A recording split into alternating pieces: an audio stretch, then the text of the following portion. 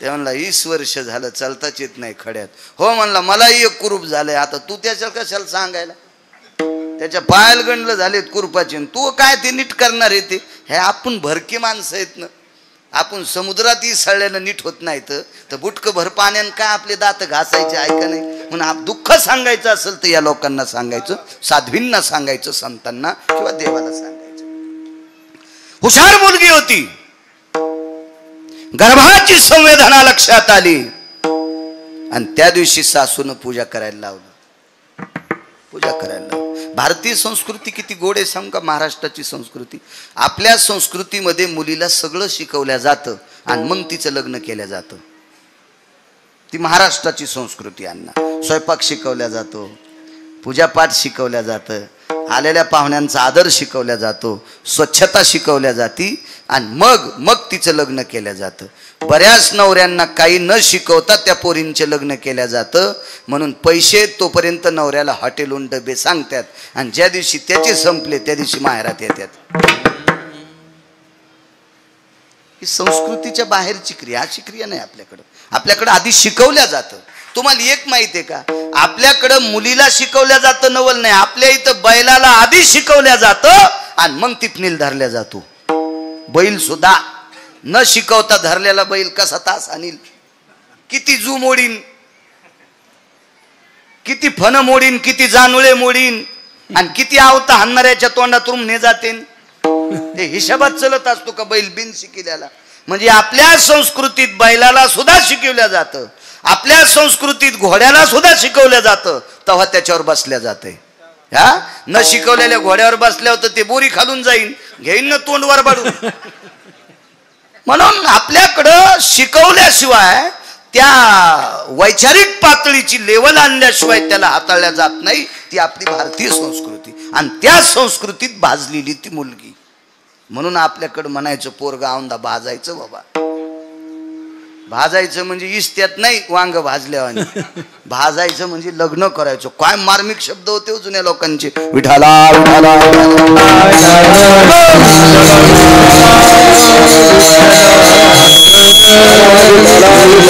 सर्व गुण संपन्न मुलगी, निष्ठावंत वारकऱ्याची कन्या.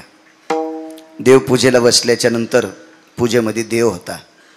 तो देव बापाच्या इथून आणीत असते. आपल्याकडे लग्न झाल्यावर शेवटचा विधी असतो परवर लुटायचा. नवरी नवरदेवाला आपल्या बापाच्या घरी नेती आणि बापाच्या देवहऱ्यात पाय पडायला लावती आणि मग पाय पडता पडता ती सांगती हे देव घ्या. ते देव म्हणजे लंगडा देव, म्हणजे गोपाल कृष्ण, हे देव घ्या. अशी पद्धती. मग त्यानं तो देव खिशात टाकायचा. ते म्हणला मी घेत नाही. मग ती म्हणली मी संग येत नाही. घ्यावा लागतो का नाही तो देवा. तो देव तिकून आणलेल्या देवाचा सत्यनारायण करीत असते. तर हो मी केलं 27 वर्ष. हो ना. आणि मग तो देव खिशात घेतला. तो देव, त्या देवाची ती पूजा करीत होती. कोणी नाही मागच्या देवघरात, एकटीच आहे. बाजूला कोपऱ्यात एक जातं होतं भोजेकर बाबा. त्या जात्यावर एक दगड असतो गोल, खुंटा ठोकायचा. भाऊसाहेब पाटील तो दगड घेतला तिने हातात. तो हातात घेऊन दगड देवाच्या पुढे टेकला.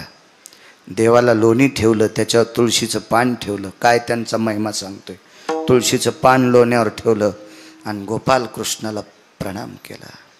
मालक, माझ्या माहेरात आतापर्यंत देवा तुझी पूजा करत होते रे, याच्याकरता तुझ्या पूजेची अस्मिता मला सुद्धा आहे. पण एक विचारते रे देवा, बापानं ज्याच्यासोबत लग्न लावून दिलंय त्याचा अजून शारीरिक संग नाही. वारीत गेल्याच्या नंतर जी माणसं पाहिली, मोठी माणसं पाहिली त्यांना बाप म्हणाले आणि कमी वयाची पाहिली त्यांना जिजा भाऊ म्हणाले. मग पुरुषाचा संग मला नाही. मग माझ्या पोटात गर्भ कसा? देवा ही माहेरी सांगितलं तर आचरणातली लोक आहे. माझी आई देहत्याग करील, माझे बाबा प्राण सोडतील आणि सासरी जर सांगितलं तर ते मला हाकलून देतील. हे जगिन्य वाढन बरं देवा. मग मी तुला निमूटपणे विचारते, सुखही तुलाच सांगावं, दुःखही तुलाच सांगावं. आमच्या परंपरेतली सगळी जे ही धुरा आहे का देवा, ही तुला वाहिलेली आहे. वाहुहा संसार, हा हे सगळं तुला अर्पण केलंय. सांग ना देवा, कोणाचा गर्भ आहे? महाराज, धातूची मूर्ती बोलत असती का? तांब्या पितळाचा असेल ते फार केला तर चांदीचा रंगनाथ असेल, लय श्रीमंत असेल भोजेकर बुवा सोन्याचा असेल रंगनाथ मूर्ती, पण धातूची कैलास बुवा ती कशी बोलल होती? त्या धातूच्या मूर्तीच्या हातात एक लोण्याचा गोळा आहे, पण तो गोळा कशाचा आहे? धातूचाच आहे. आणि हिच्या हातात दगडाचा गोळा आहे. देवाला सांगितलं, देवा सांग रे परमेश्वरा, सांग सांग गर्भ कोणाचा आहे? बोलत नव्हती मूर्ती. त्या रंगनाथाला, त्या गोपालकृष्णाला, त्या पंढरीतल्या मालकाला दह्या दुधानं तिनं स्नान घातलं होतं आणि सांगितलं, देवा मी तुला दह्या दुधानं स्नान घातलं, लोण्याचा तुळशीच्या पानाचा प्रसाद ठेवलाय, पण आता मी तुला प्रसाद देणार माझ्या अशुद्धाचा. अशुद्ध म्हणजे रक्त. मला सांग गर्भ कोणाचा आहे, नाही तर तुझ्या समोर हा पाषाण मी माझ्या डोक्यात घालून तुला रक्तस्नान घालते. तात्काळ मूर्ती प्रगट झाली. प्रगट झाली मूर्ती. चतुर्भुज नारायण आहे. पायावर डोकं ठेवलं, वटी पसरली. सांग देवा गर्भ कोणाचा आहे? पर्याय आहे देवा. माहेरी सांगितलं पर्याय नाही, सासरी सांगितलं पर्याय नाही, पाताचा पर्याय आहे. त्याला गर्भपात म्हणतात. पण हे जर पाप मी केलं तर चंद्र सूर्य येतोपर्यंत माझं नाव गढूळ राहील, घाणेरडं राहील, कलंकित राहील. म्हणून या निष्पाप बालकाची मी हत्या करणार नाही. आहे पर्याय, पण तो चुकीचा पर्याय आणि तो संप्रदायात मोडत नाही. मग सांग देवा, हे तिन्ही पर्याय जर माझ्या समोर मला अवगत नाहीत, मला ते प्राप्त करता येत नाहीत, त्याच्यापासून मला फायदा नाही आणि मला ते सहन होत नाही. सांग, करू देह त्याग तुझ्या पुढे. ठस ठस ठस ठस देव रडत होता. रडत होते प्रभू, रडत होते. महाराज व्याकुळ होऊन गदगदलेलं अंतकरण देवाचं पाहिल्याच्या नंतर तिनं स्वतःच्या पदरानं देवाचे डोळे पुसले. गोपाल कृष्णाचे, पंढरीतल्या मालकाचे डोळे पुसले. देवा रडणं हे माझ्या प्रश्नाचं उत्तर नाहीये. रडणं हे माझ्या प्रश्नाचं उत्तर नाही. मला माझं उत्तर मला पोषक द्या द्या. डोळे पुसल्यावर देवाचं रडणं थांबलं आणि व्याकुळ होऊन ही रडत होती. देवा पवित्र कुळातली रे देवा, आतापर्यंत मला फुलासारखं या कुळातल्या लोकांनी या 5-10 दिवस सांभाळले रे. का रे देवा अपराधा? सांग ना देवा. जगाच्या मालकानं स्वतःच्या पितंबराच्या कोपऱ्यानं तिचे डोळे पुसले. तिचं नाव होतं सखुबाई. जसं या अधिष्ठानाच्या माऊलीचं नाव आहे आसरा माता, तसं त्या माऊलीचं नाव होतं सखुबाई. डोळे पुसले भोजेकर बाबा. जगाचा मालक खाली बसला आणि सांगितलं, सखू सासुरवाशिनी होसीस. पारतंत्र्यातलं जीवन होतं. एक मर्यादित कवच असतं तारुण्यामध्ये. बाल्य रक्षंती पिता, तारुण्य रक्षंती भ्राता, वार्धक्ये रक्षंती पुत्र, नैव नैव स्त्री स्वतंत्रता. बालपणात आई वडिलाचा धाका असावा, तरुणपणात आपल्या पतीचं कवच असावा आणि 90 वर्षाची म्हातारी असेल तरी मुलांचं कवच असावा. वार्धक्ये रक्षंती पुत्र, नैवम गिरगावकर लिखितम. आणि हे सखू, या सगळ्या गोष्टीची तू पायमल्ली केलीस. भगवान म्हणले, हे म्हणण्यापेक्षा तुझ्या उद्याच्या भवितव्याचा विचार न करता धाडस केलंस आणि तू माझ्या दर्शन करता आलीस ग. पण मला तुझ्या माहेरातल्या लोकांची कीव आली ग. एका पवित्र कुळातली मुलगी आहेस, तिकडच्या लोकांचं जगिन्य होऊ नये, अपमानाचा डोंगर वाढ होऊ नये, याच्याकरता तू वारीत आल्याच्या नंतर तुझ्या घरची सगळी कामं मी तुझ्या रूपात मी केली. महाराज ती सखुबाई होती. सखुबाई तिनं सांगितलं, देवा तू साडी नेसला असशील काही नवल नाही, सारवण केला असेल काही नवल नाही, सडा टाकला असेल काही नवल नाही, स्वयंपाक केला असेल काही नवल नाही, शेण काढला असेल नवल नाही, केर टाकला असेल काही नवल नाही. याच्या मागं लोकांचं करीत आलाच ना. चोखोबारायचे मेलेली जनावर ओरडेस, गोरोबा काकाचा चिखल तुडीलास, नरहरी महाराजाचा गडू फुंकू लागलास, सावता बाबाला खुरपू लागलास, हे खूप काम, अर्जुनाची घोडी धुतलीस, हे खूप काम केलेस ना रे देवा, काय नवलाची गोष्ट आहे? फक्त साडी नेसून केले काय? मला याचं वाटत नाही. माझं एकच प्रश्न आहे की माझ्या पोटातलं गर्भ कोणाचा? आता डबडबलं अंतकरण आणि भगवंतानं सांगितलं, सखू एके दिवशी तुझ्या मालकाला कामना उत्पन्न झाली आणि ती तृप्त करण्यासाठी त्याच्या शेजेवर संग केला. कोणी केला संग? देवान महाराज श्रुतीनं प्रश्न केला. हा पुरुषा गर्भाशय, पुरुषाला गर्भाची पिशवी कसं शक्य आहे महाराज?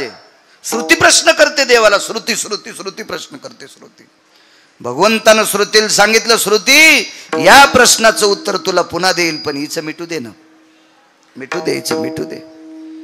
श्रुतीनं स्वतःचा प्रश्न चुरगळून टाकला आणि श्रुती या विचार विचार करत होती की जगाचा बाप हे वृक्षाचे पान हाले ज्याची सत्ता, झाडाचं पान ज्याच्या सत्तेशिवाय हालत नाही त्याला जगाचा बाप म्हणतात. आणि एवढ्या मोठ्या टोकाचा जगाचा बाप असताना इथं कोण्याही माणसाला 10 लाख रुपये दिले तर कृष्णाबुवा आहे साडी नेसून संभाजीनगर जिल्ह्यात फिरंग का एखादा माणूस इथं बसलेला? 10 लाख रुपये माझ्याकडे तर नाही, तर मी भीक मागून देईल. आपल्याकडे एवढे पैसे कुठून आले? मी भीक मागल पण त्याला 10 लाख रुपये देईल. करा हातवरी. फिरतो माणूस नाही.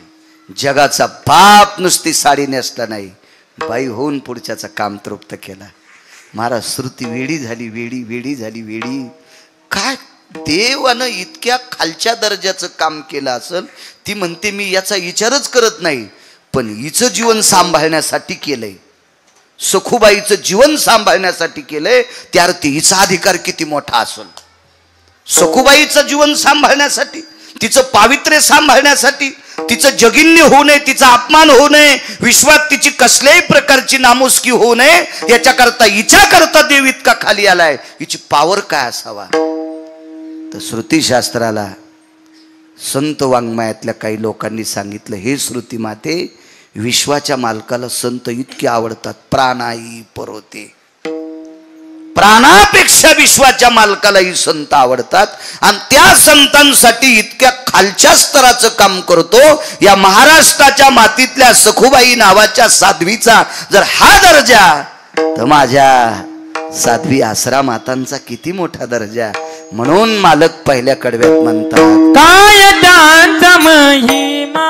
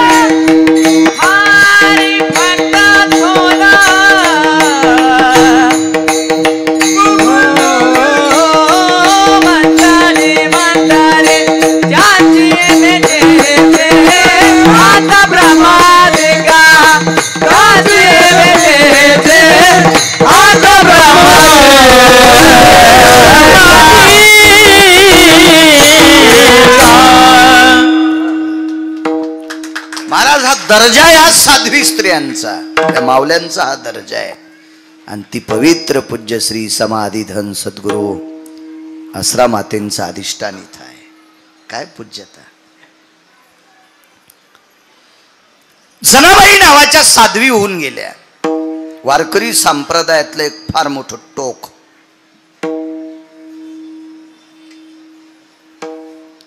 महाराज विश्वाच्या मालकानं भ्यावं. विश्वाच्या मालकानं. एखाद्या बाईनं भजन येते मग तिनं दिबर म्हण शिवी तू कोणाला. तुला दात राहतेत का खारोड्या खाला तर. चपात्या चगळून खाईन खारोड्या चगळून खाता येत असतात का. ठोईन का तिचे कोणी दात. ती जगाच्या बापाला शिवी देत होती. तुझी रांड रंडकी झाली जन्म सावित्री चुडेल्याले तुझे निघाले मळे तुला पाहून काळ रडे. एवढी हिम्मत इतकी ताकद देवाला शिवी द्यायची. साध्वी जनाबाई. बरं काय होतं घरी. देवाला जीव घालण्यासाठी 5-25 गाई तरी जनाबाईकडे होते का. 5-50 एकर तरी त्याच्यातल्या गहू ज्वारीचा नैवेद्य करील नाही. ह्याच दुसऱ्याच्या इथं खाला. नामदेवरायाच्या घरच्या भाकरी खाच्या. दाशी नामयाची मनोनिया. अनन्य साधारण महत्व आहे महाराष्ट्राच्या मातीमध्ये पवित्र स्त्रियांना. अनन्य साधारण महत्व. काय दर्जा आहे साध्वींचा. या गावातली एक न एक माऊली आपल्या सासरून माहेरी आज येते. कधी कधी दिवाळीला येता येत नाही. लक्ष्मीपूजन सोडून येता येत नाही. पण या पुण्यतिथीच्या दिवशी समाधीवर डोकं ठेवण्यासाठी पंचक्रोशीतले गावातली सगळी जण येतात. काय दर्जा आहे. काय अधिकार आहे. इतकी सामान्य परिस्थिती. आपलं जीवन सुव्यवस्थित राहावा याच्याकरता दामू शेट्टीच्या घरी नामदेवरायाच्या घरी राजाईच्या सानिध्यामध्ये गोणाबाईच्या सानिध्यात आपलं जीवन फुलासारखं व्यतीत करणारी माऊली. त्या घरी काबाड कष्ट गौऱ्या यचण्यापासून काम करणारी स्त्री साध्वी जनाबाई. बर ज्या घरी राहत होत्या त्या घरी कोण्याच माणसाला बंध पांघरायला नव्हतं. बंध म्हणजे आता हे जर चादर असेल तर बंध म्हणायचं. भोजेकर महाराज याच्यातलं अर्ध फाळलेलं. कारण बंध पांघरण्यासाठी नव्हतंच तितकं पाटील साहेब. नव्हतंच. इतकी परिस्थिती नाजूक. या परिस्थितीमध्ये जगाच्या मालकानं त्या बाईला नाहू घालावं. नाहू. माझ्या जनीला नाही कोणी म्हणून देव घाली पाणी. किंवा डोई चोळी सारंग पाणी. जगाचा बाप डोकं चोळायचा. डोकं चोळायचा. वैकुंठवासी माधव महाराज मगर म्हणायचे. वापन काढायचा. आपली भाषा नाही पण त्यांची येते. आधरीव लोक परमार्थातले त्यांचं वाक्य सांगतोय. पा इतकं देव काम करायचा. एके दिवशी जनाबाई झोपलेल्या आहेत आणि राजाबाईंच्या गोतातली एक पाहुणी आली. म्हणजे नामदेवरायाच्या सासरवाडीतून एक पाहुणी आली. आता पांघरायला तिला काय द्यायचं. हिवाळ्यातले दिवस होते. काय द्यावं पांघरायला. म्हणून जनाबाईनं सांगितलं मला दिलेली जी वाकळ आहे ती पाहुणी पांघरेल. कडकड हिवाळ्याचे दिवस होते. कडकड हिवाळ्याचे दिवस.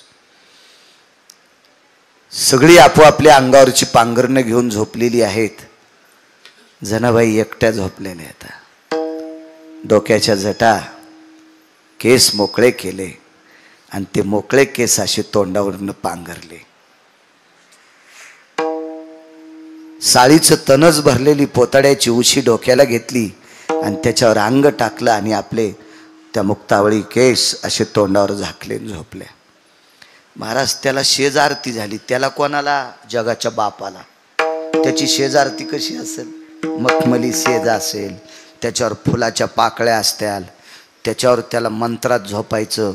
आता स्वामी सुखे निद्रा करा गोपाळा आपुलाले मनोरथ जातो आपुल्या स्थळा. एवढं फार काय मोठं अंगावरती शाल. नुसतं हे करायचं सगळं. महाराज जगाच्या मालकाला तिथं अशी थंडी भरली, अंगावरचा मखमली ते पांघरण हालू लागलं, गणेश भाऊ हालू लागलं. आईसाहेब बाजूला होत्या, रुक्मिणी आईसाहेब. मालक मी बऱ्याच वेळेस तुम्हाला घाम आल्याला पाहला, पांडवांना लाक्षाग्रहात पेटवलं त्या दिवशी जगाच्या बापाला घाम आलता. अशी काही प्रकरणं पाहिली, पण तुमच्या अंगामध्ये कापरं भरतय, तुम्हाला थंडी वाजती, तुमच्या अंगावरचं पांघरण हालतय, हे पहिल्यांदा पाहते. असं का? आजारी आहेत तुम्ही?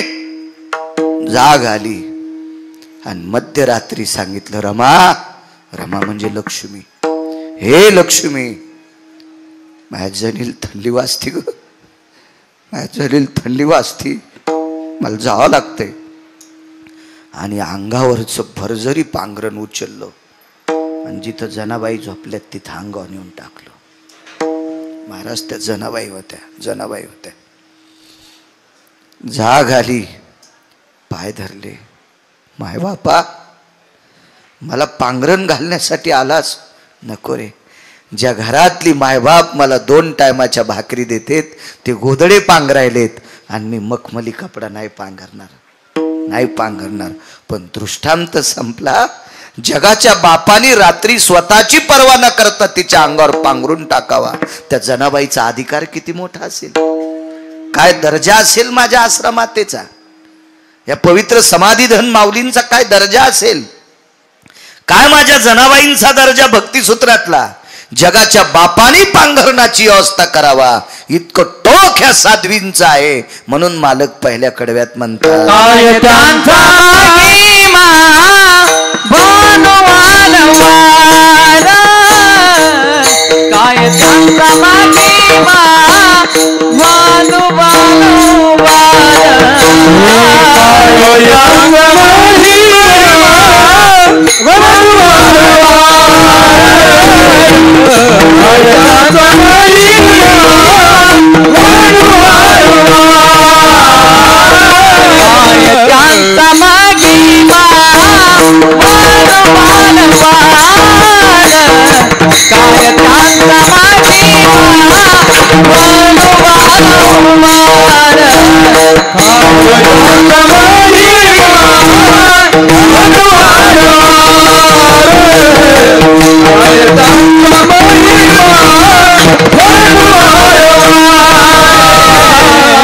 हरि भक्त थोरा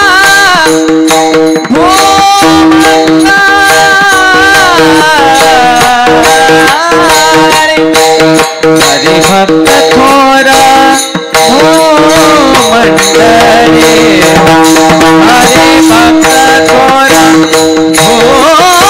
मंडरे, ये भेटे आता ब्रह्मादिका, याची ये भेटे आता ब्रह्मादिका. हरि भक्त थोरा हरि भक्त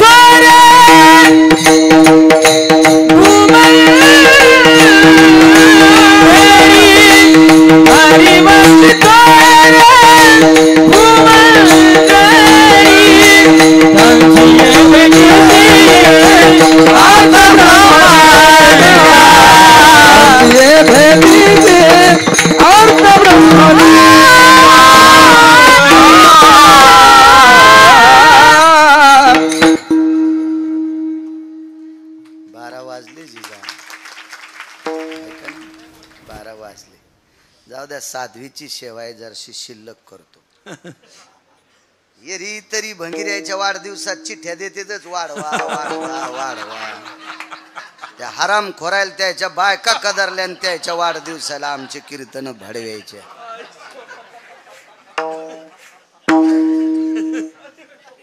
इथं बोललेलं मालकाच्या यादीत जाते. गरीब बाई एक एवढं उदाहरण ऐका, मग काल्याचा अभंग घ्यायचा आपल्याला. विठोबा रुक्माईचं भजन करून मग काल्याचा अभंग, त्याच्यावर 5 मिनिटं बोलून मग प्रसाद वाटू.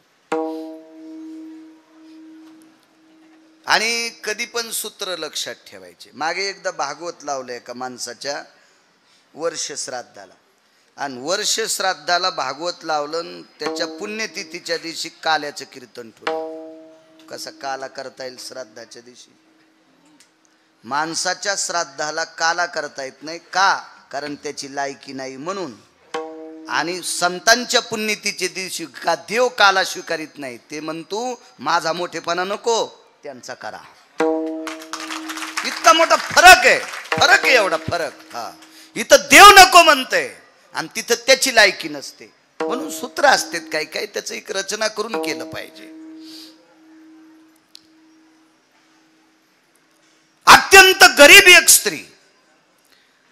तुम्ही या माऊलीचा जर फोटो पाहिला तर अंगावरचं लुगडं किती भारीच आहे तुम्हाला कळलं. तेच एकदम साधं लुगडं, साधं साधं, गळ्यात तुळशीच्या कंठ्या माळी, एकदम साधं साधं व्यक्तिमत्व. महाराज, विश्वाच्या मालकाला हलवायची ताकद. विश्वाच्या मालकाला किती पुण्यतिथी आहे? 46वी पुण्यतिथी. मला सांगा बरं, असा कोण श्रीमंत आहे त्याचं 46 वर्षापासून वर्ष श्राद्ध होतंय? 46 वर्षापासून. आणि जरी झालं ना नाही, उशिरा पाहिलं तुम्हाला. हे आमचे जुनी माणसं आहे. हे नाना झालं, स्वर्गीय तराशे महाराज झालं, विनायक महाराज झालं, हरिभक्तीपरायणे जुने. पहिल्याने इकडे यायचो मी खूप. तेव्हा ऑटो रिक्षात येत होतो मी, 3 चाकाचा ऑटो रिक्षा. पण आजही तसाच आहे. गाडी असू द्या कोणती बी, पण टाचा उचलीतच नाही. हा, टाचा उचलल्या की चांगला चांगला हत्ती पडतो बरं. नाही, टाचा नाही उचलू द्यायचा, पाय सगळा टेकायचा, भीती राहत नाही. विठाला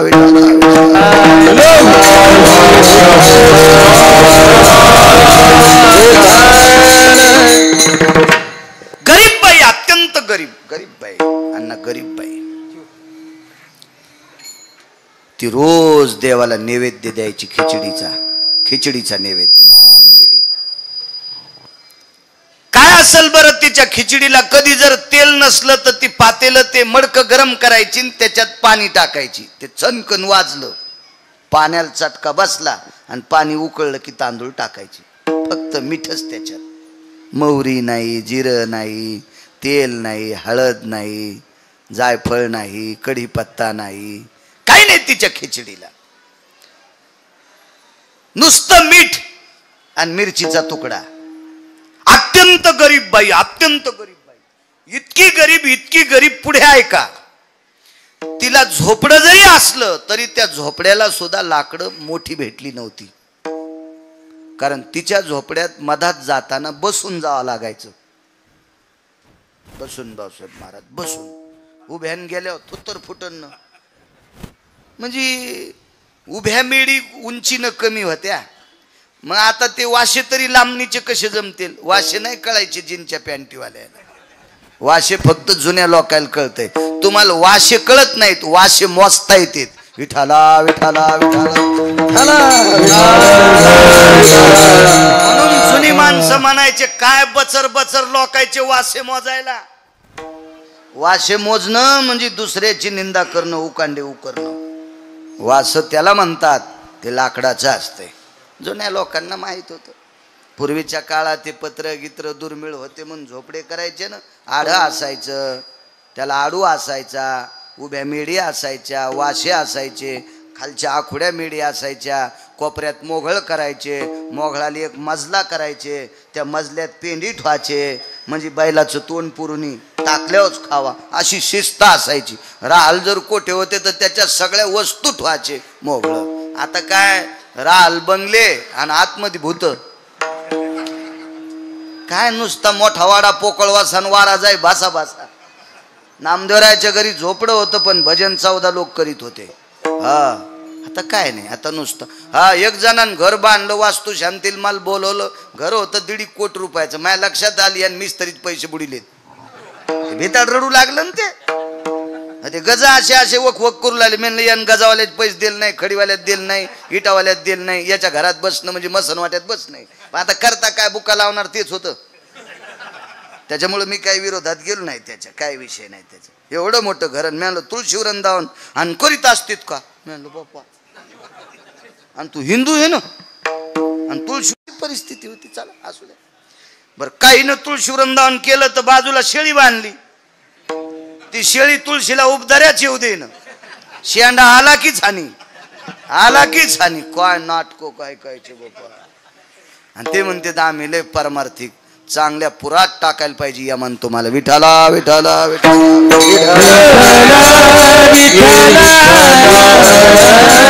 एकदम साधी बाई, एकदम साधी. तिचा नैवेद्य जगन्नाथ प्रभू खात होते. जगन्नाथ प्रभू ओडिसामध्ये, त्याला जगन्नाथपुरी म्हणतो. हो, तिची खिचडी. महाराज एक दिवस असा झाला, जगन्नाथपुरीचा राजा तोंद्रुप सकाळचा 10चा नैवेद्य तो सोन्याच्या ताटात नेत होता. त्याच्या घरी रंगनाथ गुरुजी विनोदात सांगायचे त्याची चूल पण सोन्याची होती.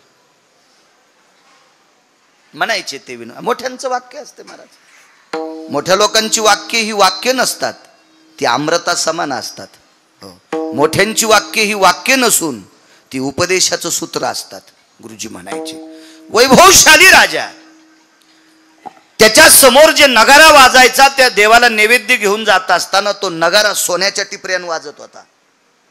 राजा आहे महाराज तो, बोजेकर बाबा राजा आहे तो. सोन्याच्या टिपऱ्यानं नगारा वाजायचा. आणि वैभवामध्ये मोठ्या थाटामाटात भक्तीच्या मस्तीत, वाक्य नीट ऐका, भक्तीच्या मस्तीत देवाला नैवेद्य जायचा. पण जगन्नाथ प्रभूला नैवेद्य मात्र खिचडीचा. त्याला पुरणपोळीचा नैवेद्य नाही काय, त्याचं ते खिचडीच नैवेद्य होता तो खिचडीचा. आजही कुठं काही काही परंपरा आहेत. आमच्याकडे बालानंद स्वामीचं मंदिर अलीकडे सातवण्याला आहे. तिथं एखादा श्रीमंत काजूची भाजी करीन, पनीरची करील, बदामाची करीन, कारकाची करीन, कशा कशाच्या करते ते करू द्या, पण तिथं भाजी पाहिजे गाजराचीच. परंपरा परंपरा परंपरा. इकडे अलीकडे मंगरुळला बोडखे बाबा नावाची संत होऊन गेले. आसरा मातांसारखे संत, अवलिया संत, फार मोठा इतिहास त्यांचा. नदीच्या कडेला, वड्याच्या कडेला काही पोरांनी माश्या धरल्या, सरपंच जमा केलं, जाळ पेटीला, त्याच्यावर त्या नदीतले मासे भाजले आणि खा म्हणले महाराज. महाराजानं ते मासे असे तोंडात 5-10 टाकले आणि ह्याच पोट्ट्याने गावात येऊन सांगितलं महाराजांनी माशा खाल्ल्या. 5-10 महाराज मासे खाल्ले? हो म्हणले. काय काम म्हणले? गळ्यात तुळशीची माळ. आणि म्हणले मग काय व्हालंय?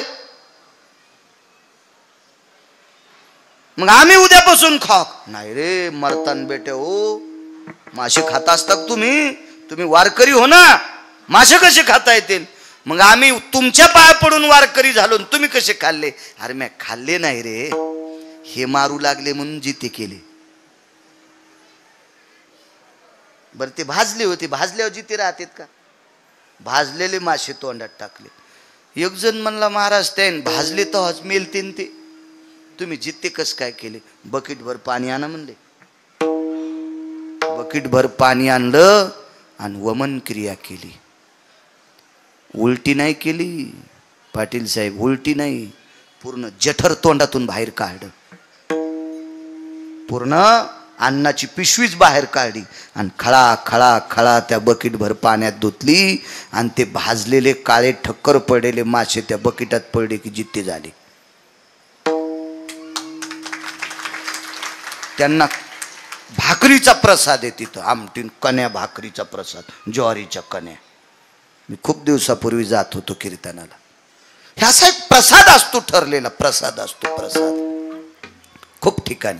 इथे जालन्याच्या पुढे एक डाव्या हाताला मोठी संत आहे, तिथं उमराच्या दोड्याची भाजी, उमराच्या दोड्या आणि साधं वरण. वरण शिजून कढईतलं टाकायचं आणि तिथं पाणी वाहतं, ते पाणी त्याच्यात टाकायचं. साधं वरण आणि उमराच्या दोड्याची भाजी. काय हे प्रसाद आहे, साधूचा प्रसाद आहे, प्रसाद आहे. तसा जगन्नाथ प्रभूचा प्रसाद म्हणजे खिचडी. महाराष्ट्र फार टोकाचा आहे. महाराष्ट्र महाराज या लोकांमुळे आपण साबूत आहेत. धरा या महाराष्ट्राची, या भारत देशाची पृथ्वी शेषाला सहन होत नव्हती, म्हणून या संतांनी त्यांच्या तपोबळावर पृथ्वी स्थिर ठेवली. शेष कधीच थकलाय, इतकं पाप झालंय, शेष कधीच थकलाय. आता केवळ जर पृथ्वी सावत असेल त्या संत लोकांच्या पुरुषार्थावर आहे, या वारकऱ्यांच्या पुरुषार्थावर आहे, त्यांच्या ताकदीवर आहे. देवाला मोठ्या थाटात नैवेद्य खिचडीचा ठेवला आणि त्या दिवशी 10 सव्वा 10 वाजता राजा गेले, नैवेद्य ठेवला आणि नैवेद्य उघडा करायच्या आधी तोंडाकडे पाहिलं तर देवाच्या तोंडाला खिचडीचे कण लागले होते, भाताचे कण. तर राजानं पुजाऱ्याला सांगितलं, काल देवाला नैवेद्य तोंडाला लावल्यावर तोंड पुसलं नाहीस का? तो पुजाऱ्यानं सांगितलं, मालक नैवेद्य ठेवल्यावर देवाच्या तोंडाला खिचडीचा घास लावला, मखमली कपड्यानं तोंड पुसून घेतलं, तो घास या खिचडीत टाकला, अर्धा आम्ही पुजाऱ्यानं घेतला, अर्ध्यातला अर्धा तुम्हाला द्याला आणि चौथाही भाग भक्ताच्या खिचडीत टाकून सगळ्यांना वाटला. त्याच्यावर रात्री देवाचे शेजेचे मंत्र झाले, देवाला अंग गळ्यातले निर्माल्य काढले, माळा काढल्या, देवाला शेजेवर पोहुडलं, ह्या सगळ्या गोष्टी झाल्या. आणि सकाळी देवाला पंचामृतानं स्नान घातलंय, अभिषेक झालाय, मंत्रोच्चार झालाय आणि देवाच्या तोंडाला खिचडीचे कण कस काय? राजान पुजाऱ्याला वेठीच धरलं, दार लावलं आणि मग साक्षात्कार झाला राजाला. संध्याकाळी, राजा तुम्ही नैवेद्य नुसता ठुता, पण या गावातली एक म्हातारी तिची खिचडी देव खातो. राजा म्हणला, आपल्याला तिला बोलवा, आपल्याकडे बोलवा. मग तिला बोलून घेतलं, त्या म्हातारीला बोलवलं, भालदार चोपदार पालखीच पाठिली सोन्याची. पण ती साध्या विचाराची म्हातारी होती, साध्वी भोसले माता सारखी ती माऊली होती. ती पालखीत कशाला बसून सोन्याच्या? त्या म्हणल्या, मी पायी चलते. आणि ती म्हातारी काठी टेकीत टेकीत राजाच्या दारात आली. आल्याबरोबर राजाची पत्नी वगैरे, प्रधानाची पत्नी सगळ्या बसल्या.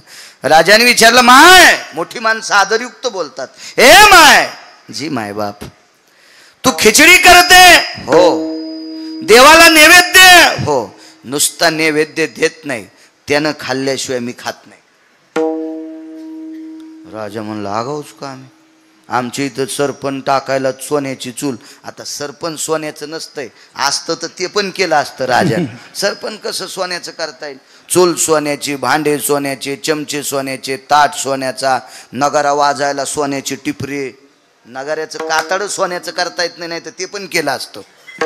माणसं काय करतील पैशाच्या जोरावर देव जाणे, सगळं वैभवशाली. आम्ही काय ठुली म्हणून ठुतो, खाल्ली म्हणून खाऊ घालतो ना आणतो घरी. म्हातारी म्हणली, तशी नाही. मग राणीनं सांगितलं, प्रधानाच्या पत्नीनं सांगितलं, बऱ्यापैकी असे चरचर बोलणारे लोक असतात ना मोठ्या लोकाय पुढं, पण मोठ्याल्या लोकांसोबत राहणाऱ्यानं जरा हिशोबात बोललं पाहिजे. आमच्या इथलं एक मोठ्याच्या संग राहून गरीबाला गाचंड्या देत होतं, पण ते मोठं पळड्याव याला लोक नदीला हाणलं, मग त्याला नदीला हाणलं लोकांना. त्याच्यामुळं मोठ्याच्या संग राहून आपण नाही तरतर केलं पाहिजे. मोठे मोठे असतात ते पळड्याव, आपल्याला कोणी हानीत मग, त्याच्यामुळे नाही. हा हा, या बा, बैल म्हातारा झाला की येसन काढून घेत असते, यशनी काढून घ्यायची वेळ येऊ दिली नाही पाहिजे माणसानं. विठाला विठाला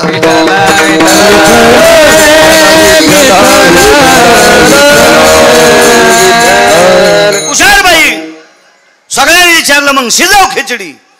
ती म्हणली, तुमच्या इथं सोन्याची चूल आहे, सोन्याचं पातेल आहे, सोन्याचा चमचा आहे, हिच्यात टाकायला काय कोथिंबीर काय टाकायची, सोन्याची इळी आहे, सगळे तुमचे तांदूळ भारीचे आहेत, पण तुमच्या इथं शिजलेली खिचडी जगन्नाथ खात नाही. राजाचं तर सगळं जीवन ढिलच. बसल्या बसल्याच काष्टा खोसू लागला. आपलं तर मातीतच गेलो म्हणे बापा. चला म्हणे, प्रधानजी, राजा, मंत्री, महामंत्री, सुमंत्री, राजाची महाराणी, प्रधानाची पत्नी, त्या म्हातारीचं घर गावाच्या कडेला. पण त्याच्यातला एक मंत्रिमंडळातला एक जरा लवचिक होता. तिथे गेल्यावर म्हणला, राजेसाहेब, म्हातारीच्या घरी जाताना मुकुट हातात घ्या, नाही वरच्या लाकडात अडकन, अपमान होईल तुमचा. बसून जावं लागत आहे, आणि बसून बी मुंडक वाकून जावं लागत. नाही वाकिलं तर वरी मुकुट अडकण, आणि वाकिलं तर खाली पडन. राजा हुशार होता, गेले मधात, दाबून चोपून सगळे बसले. म्हातारीन चूल पेटिली. देव किती भारी. त्या दिवशी सरपण वल सारे डोळे पुशीत होते, पण पाच आहे ना, देव खिचडी खातो खातो. खिचडी शिजली. शिजल्याच्या नंतर दारात तुळशीचं वृंदावन आणि तुळशी वृंदावनापाशी खापराच्या गाडग्यात. आता गाडगं म्हणल्यावर खापराचं, पण आता लय लोक खापर वापरायले. तर गुळाचा चहा कोण पेत होते? तुम्हाला गिरगावच्या बाळ्या शपथ आहे, इमानदारीने सांगा. 20-30 वर्षापूर्वी गुळाचा चहा कोण पेत? गरीब माणसं. आणि गुळाचा चहा एखाद्यानं बऱ्यान पेल्या लोक म्हणले हे बेकार चोटे, गुळाचा चहा प्याले. हे सांगायलो 30-35 वर्षाचं. तुम्हाला पुन्हा एकदा मै शपथ आहे, आता गुळाचा चहा कोण प्याले? जय जय तर लय पाचोळा झाला का? ते प्याले ते गुळाचा चहा. हो, इथे गावरान गुळाचा चहा भेटन. त्या हॉटेलवाल्याला विचारा ऊस कुठं लावतेत? ते म्हणलं आपल्याला काय पतात नाही. ऊस दाखवा बरं. त्याने येळू दाखिला. मी म्हणलं ह्या येळून हाना ह्या सोंबळ्याला. येळूचा कुठं गुळ होत असतो रे सोंबळ्या? येळूतला ऊसातला ज्याला फरक कळत नाही हे बिनाखली म्हणतोय हे गावरान गुळाचा चहा आहे. तो येळू मोडूस तर हाणायला पाहिजे भाडव्याला. लोकांच्या डोळ्यात माती टाकतो सोंबळ्या. सारी नाटकच. चला काय करायचं आपल्याला. हे पैशावाल्याचा माज उतरण्यासाठी देव असे जन्माला घालतोय. हो, तुळशी वृंदावनापाशी खापराचं परळ होतं, त्याच्यात खिचडी टाकून दिली सगळीच पूर्ण पुसून पासून. भोजेकर महाराजजी टाकली ती. त्याच्यावर तुळशीचं पान ठेवलं. पाणी त्याच्यातला थोडासा घास त्याच्यातच उचलून ठेवला आणि पाणी फिरवलं. पाणी फिरवायला मातीचंच बुटकं. पाणी फिरवलं आणि डोळे झाकले आणि विनंती केली. रोज डोळे झाकून नुसती विनंती खिचडी खाय म्हणून करीत होती. तिला चुटचुट आवाज आला किंवा खिचडी हालिल्याचा आवाज आला की तिच्या लक्षात येत होतं देव आला. पण तिला वाटत होतं आज देव येतो का नाही काय माहीत. तिला माहीत होतं ना फुगिरायला देव भेटत नाही. आज सारे फुगीरच होते तिच्या भावताल बसलेली. फुगिरायला कसं भेटन? हा, देव भेटण्यासाठी हे वाकलं पाहिजे अंतःकरण. हो, माना तर कोणाच्या वाकत आहे? तो येडिंग थोडीच झालेली. मानाला थोडीच येडिंग केली न वाकायला. वाकत असती ही चोंभाळेपणा असतो मान वाकीनं. पण हे वाकलं पाहिजे. आणि हे ज्याचं वागतंय का अंतःकरण देव त्याला मानित असतो, कोणाला नाही मानित देव. नम्र झाला भूता तेने कोंडिले अनंता. अहंकार गेला आणि तुका म्हणे देव झाला. नम्रतेशिवाय मानित नाही. माथारीन पदराची वटी केली 2-4 जाग्यावर छिद्र त्या लुगड्याला.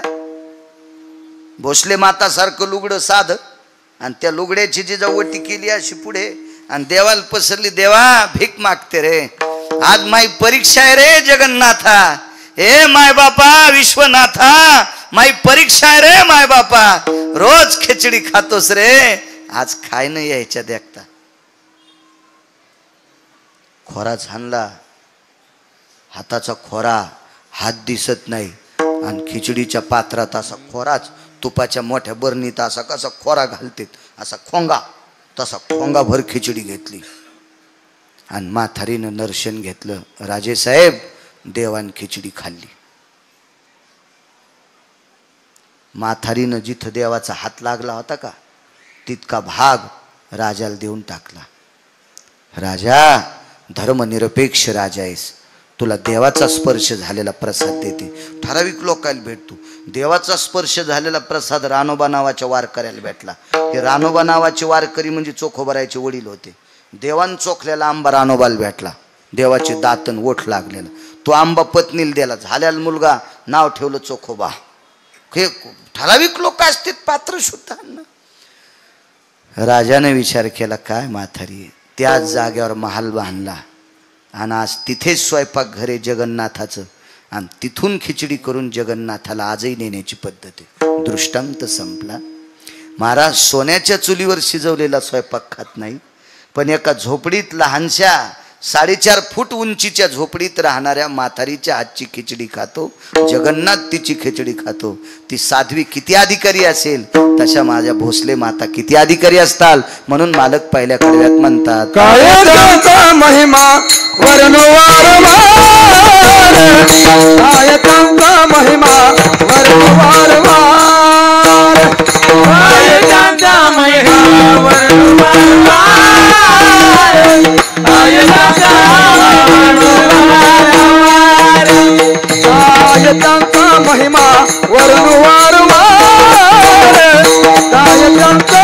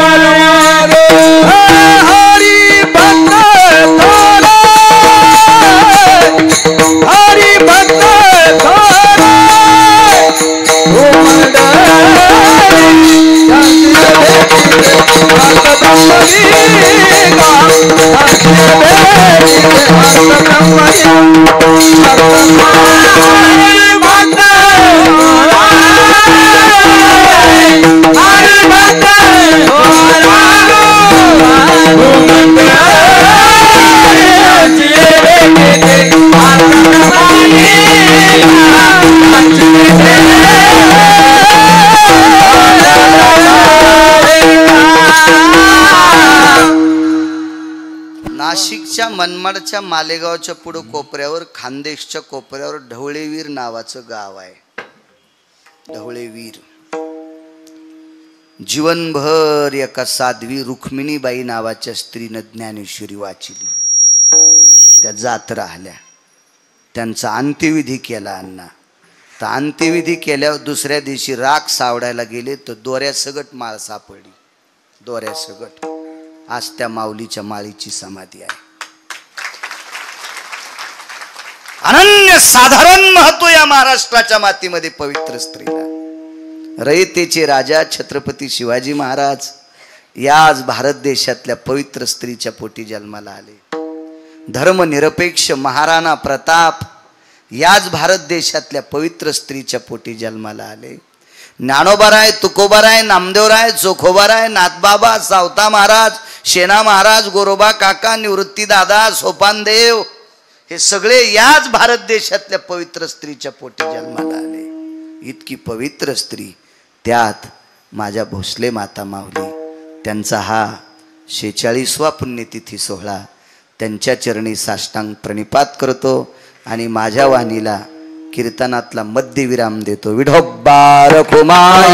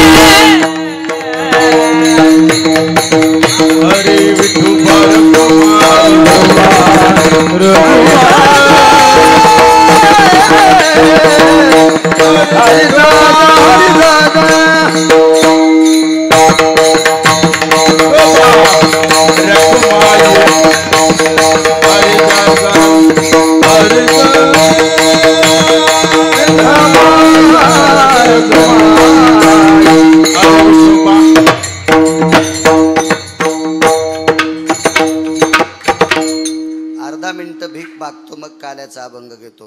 नमः शिवाय ओम नमः शिवाय हर हर भोले नमः शिवाय नमः शिवाय टाळी टाळी टाळी हातावरी करा हात. नमः शिवाय नमः शिवाय नमः शिवाय हर हर भोले नमः शिवाय नमः शिवाय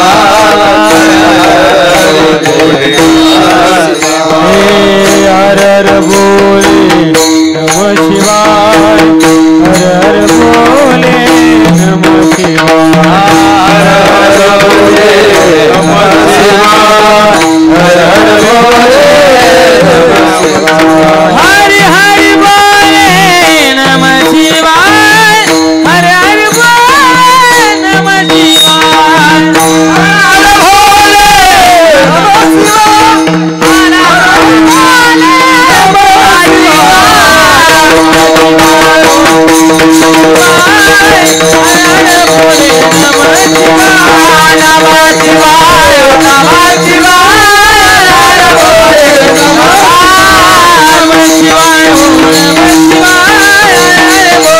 नमः शिवाय हर हर भोले मोठ्या श्रद्धेने चालत असलेला हा समाधी उत्सव पुण्यप्रसंग सोहळा साध्वी आसरामाता भोसले त्यांच्या चरणी माझ्या वाणीला विराम देतो. पवित्र श्रावण मास, या श्रावण मासामध्ये एका साध्वी माऊलीचा समाधी सोहळा, त्या सोहळ्यात आजचा काल्याचा प्रसाद मोठ्या श्रद्धेने मोठ्या अट्टहासाने भरत अण्णा घोडके यांनी केला. मला जिजा म्हणाले त्यांची फार इच्छा होती प्रसाद मला मिळावा आणि त्या प्रसादाला बाळू महाराजांचं कीर्तन असावं, असा त्यांची भावना. योगायोग मलाही येण्याचा आला. भरत अण्णा घोडके त्यांना कोटी कोटी धन्यवाद. अशा पवित्र श्रावण मासामध्ये एक अनन्यसाधारण महत्त्व आहे. माझ्या भगवान शिवजीचं या मासाला आधिपत्य आहे आणि या मासामध्ये एका पवित्र साध्वीच्या समाधी सोहळ्याच्या दिवशी तुम्ही प्रसाद केला. एवढ्या मोठ्या भक्तगणांना, वारकऱ्यांना तो प्रसाद मुखात जातो आणि त्या प्रसादासाठी नामचिंतन पुण्यपावन प्रसंग म्हणून या प्रसंगावर तुम्ही गोड अशा प्रकारचा तुमचा अर्थ अर्जन करून ती संपत्ती, सात्विक संपत्ती आध्यात्मिक क्षेत्रात खर्च केली. त्याबद्दल भरत अण्णा घोडके तुम्हाला पुनश्च कोटी कोटी धन्यवाद देतो. आणि काल्याचा अभंग घेऊ. कंठी धरिला कृष्ण म्हणे अवघा जनी प्रकाश, आला वाटे कालिका वैष्णवनिका संभ्रमा, वागुल्या ब्रह्मदिका उत्तम लोका दाखवू, आला वाटे कालिका वैष्णवनिका संभ्रमा, तुका म्हणे हो मंडळी आम्ही बळे वीर गाणे, आला वाटे कालिका वैष्णवनिका संभ्रमा, जुळे होतो दुराचे निवडी, वारे तुळशी करे मुख बसवून करे, वाहतीच्या धारा झारे दोहीच्या गोबरा, वारे दोही करे मुख बसवून, तुका म्हण्या ते तुका निकवणे